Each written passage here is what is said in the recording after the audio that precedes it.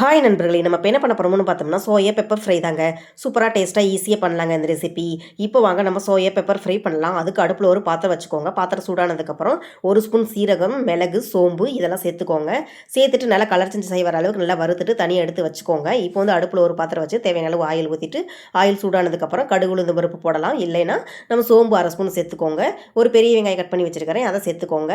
2 பச்சை மிளகாய், 2 கொத்து கருவேப்பிலை இதெல்லாம் சேர்த்துட்டு வெங்காயத்தை நல்லா பொன்னிறம் வர அளவுக்கு நல்லா வணக்கிக்கலாங்க. நல்லா வதக்கிட்டு இருக்கிறப்பயே நம்ம இந்த ரெசிபிக்கு தேவையான அளவு உப்பும் சேர்த்துட்டு நல்லா கலர்ச்சி வர அளவுக்கு நல்லா வணக்கிக்கோங்க.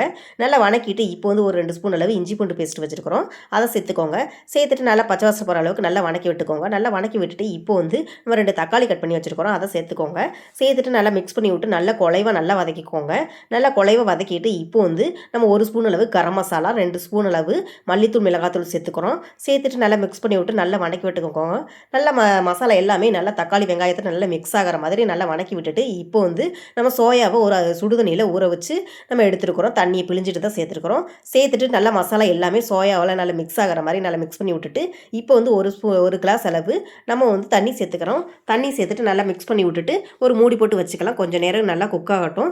பாருங்கள், நல்லா கொஞ்சம் நேரம் மூடி போட்டு வச்சு எடுத்தாச்சு.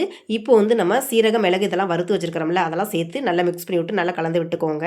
நல்லா மிக்ஸ் பண்ணி விட்டுட்டு நல்லா கலந்து விட்டுக்கோங்க. அந்த தண்ணி இஞ்சிற அளவுக்கு நல்லா மிக்ஸ் பண்ணி விட்டு நல்லா கலந்து விட்டுக்கோங்க.